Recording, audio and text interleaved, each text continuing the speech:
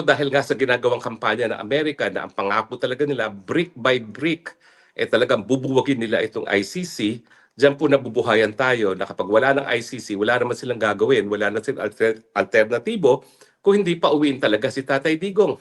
So tingin ko, yan talaga yung simula ng kamatayan ng ICC. Eto mga kababayan, matapos ang matinding utos ni US President Donald Trump sa mga kaalyadong bansa na kumalas na sa ICC, tila unti-unti nang malulusaw ang nasabing international hukuman dahilan para tuluyan ng mapalaya si dating Pangulong Duterte. Matatandaan na tuluyan ng sinibak sa pwesto itong si Karim Khan na prosecutor ng ICC at siya ring humahawak sa kaso ni PRRD. Ayon sa iba't ibang bansa, hindi na dapat pagkatiwalaan ang ICC dahil ultimong ang mga hukom nito ay may ginagawang kabulastugan. Dahil dito, naniniwala si Atty. Harry Roque, dating presidential at legal counsel ni Duterte, na ito na ang panahon para tuluyang malusaw ang bias at hindi mapagkakatiwala ang hukuman. Pero ngayon, ang gusto ko pong pag-usapan, kahapon, nung Biyernes pala, nagbutuhan ang mga miyembro ng ICC na sibakin na yung ICC prosecutor na si Karim Khan. Ako po, ang sama ng loob ko dyan, talagang dinideklara ko naman po, may sama ako ng loob dyan, siya po yung nag-object nung ako dapat ay papasok bilang isang abogado at ang sabi niya, ay nako yan, ay maraming kaso sa Pilipinas, wag yung papasukin bilang abogado yan. Yung mga panahon na yun, wala naman akong kaso, no? Congressional warrant of arrest lang. Ngayon, siyempre, meron na mga kaso, so naintindihan ko kung ang hukuman baka magkaroon ng atubili na papasukin ako bilang abogado ni Tatay Digong, no? Kasi tanim kaso na yan. So hanggang hindi mag-grant ang aking asylum, mukhang wala akong pag-asa na payagan pumasok na hukuman. Naantay naman natin yan, pinagdadasal natin yan at sana nga mangyari na sa lalong mabilis na panahon. Dahil ang importante sa akin ay yung makapanayan man lang si Tatay Digong, no? Matapos ng halos 2 taon na narito ako sa labas ng kulungan niya na nag-aantay para siya ay makausap at makapiling. Pero kahapon nga po, ang mga miyembro ng ICC nagbutuhan, tsugiin itong si Karim Khan. Well, dahil doon sa pagtututol niya sa akin, I find no sympathies for him. Ang sinasabi niya, gawain lang daw yan ng mga estado ng Israel dahil at saka ng Russia dahil daw ay kinasuhan niya si Netanyahu at saka si Putin. Pero ang katotohanan naman, wala naman pakialam yung Israel at saka yung Russia sa ICC dahil ni minsan di naman sila naging miyembro.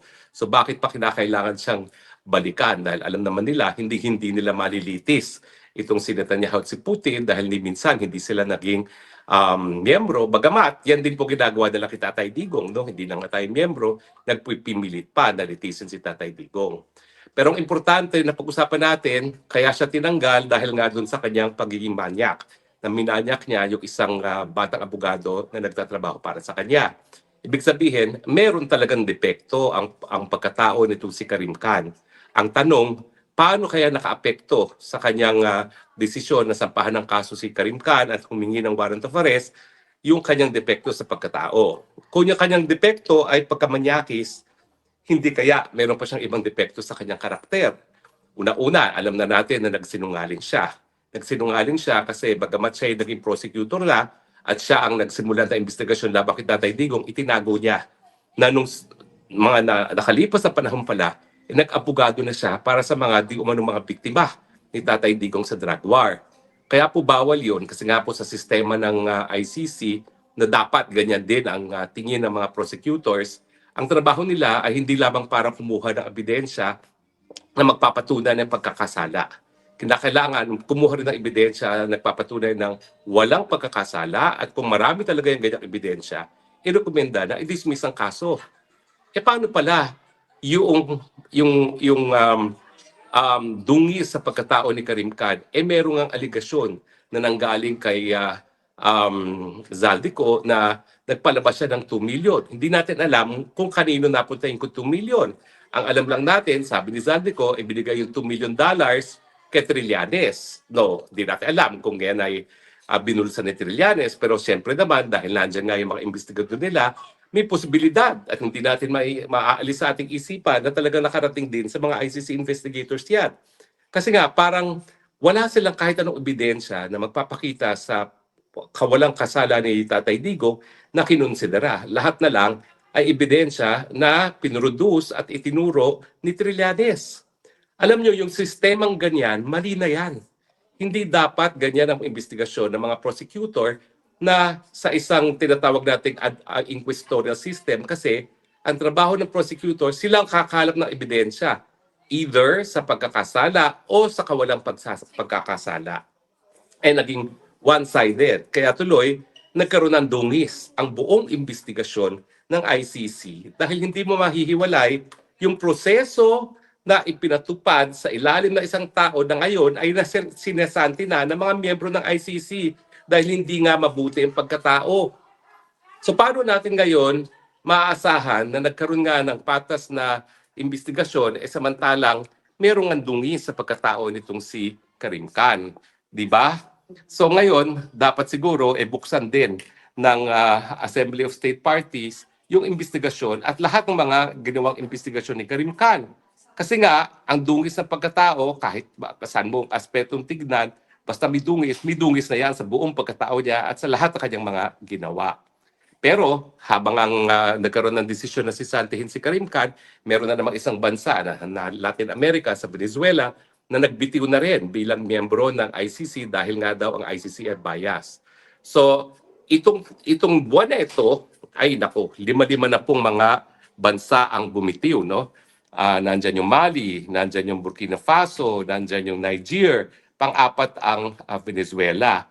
Tapos before that, siyempre, yung ano ba ito? Yung may isa pang African country na hindi ko maalala kung ano yon, pero pang-limang African country na yan, no? Tapos siyempre ang Pilipinas. Yung Hungary, dapat ang kauna-unahang bansa sa Europe na bibitiw, pero since nagkaroon ng bagong eleksyon, pinagpaliban muna ang pagbibitiw. Pero dahil nga sa ginagawang kampanya ng Amerika na ang pangako talaga nila, brick by brick, talagang bubuwagin nila itong ICC, diyan po nabubuhayan tayo na kapag wala ng ICC, wala naman silang gagawin, wala na silang alternatibo kung hindi pa uwiin talaga si Tatay Digong. At yan naman ang pinagdadasal natin. Dahil nga meron dungis itong prosecutor na nasa likod ng mga kasong na sinampa ng ICC at ngayon ay dinidinig ng ICC, inaasahan natin na ito'y magdadagdag pressure pa dun sa pressure na ina-apply ng Amerika para buwagin ng korte at maging dahilan nga ng makauwi na si Tatay Digong. No? Wag po kayo mag-aalala dahil at the rate na ang Amerika mismo naglalabi para ang kanyang mga aliado ay bumitiw na sa ICC, hindi ako magtataka kung ang African Union ang magsisimula, bukod pa dun sa 5 African states na bumitiw na, 55 member nations yung African Union na yan, baka en masse, no? Mga 20, 30, sabay-sabay na magbibitiw yan. At kapag nangyari yan, dagok yan sa buhay ng ICC dahil una-una, mawawala yung kontribusyon ng napakadaming mga bansa para doon sa operasyon ng ICC. At sa akin, ang pinaka-crucial, yung magiging kasagutan ng Japan dahil ang Japan ang pinakamalaking contribution ngayon sa ICC. Kaya nga ang ICC president ay isang Haponesa. Pero napakahirap naman sa parte ng Japan na baliwalain yung ginagawang panawagan ng Amerika na ang mga aliado nila ay dapat bumitiw na, itigil na ang funding sa ICC at saka ipatupad yung sanctions ng Amerika laban sa ICC at mga opisyalis niya. Alam niyo po, meron lang akong konting sasabihin tungkol sa mga sanctions. Sa ngayon po, nabubuhay pa rin ng ICC kasi karamihan ng mga bangko ng ICC at ang kanilang mga opisyalis ay nandito sa Europe. Kaya naman, naaapektuhan yung pagpapadala ng mga pera ng mga judges at opisyalis ng ICC doon sa kanilang mga bayan kasi dadaan yan doon sa SWIFT system, na American system. Pero ngayon talagang pinainting pa ni Trump ang kampanya laban sa ICC. Ang mangyayari dyan, meron kasing batas sa Amerika na nagsasabi na lahat ng mga korporasyon na doing business in the US, pag hindi sumunod sa sanctions ng Amerika, ay po pwedeng maging dahilan din para ipatigil na ang kanilang pagdinegosyo sa Amerika. Sa tingin ko, yan ngayon ang gagawin ni Trump. Sasabihin niya, maski ang mga bangko ng mga opisyalis ng ICC ay nasa Europa, lahat ng mga bangko sa Europa na nagpapadala ng pera sa Amerika o nag-i-invest sa Amerika, pag hindi sumunod sa sanctions, masasanction din sila. So tingin ko, yan talaga yung simula ng kamatayan ng ICC. Kasi ngayon, alam nyo ba, na pati sa email wala na silang Yahoo, wala silang Gmail. Ang ginagamit nila ngayon ay Proton. Pati sa software, wala na silang Microsoft kasi American yan. Hindi ko alam po anong ginagamit nila ngayon. No? Pero sa tingin ko, yaan talaga yung proseso na maiipit ang ICC. Kapag ginamit ng Amerika yung batas na nagsasabi na kinakailangan sumunod sa sanctions ang lahat ng mga dayuhang kumpanya maski hindi sila principally based sa Amerika. Dahil pag di sila sumunod sa sanctions, babawalan sila na gumawa ng kahit anong negosyo dyan sa Amerika.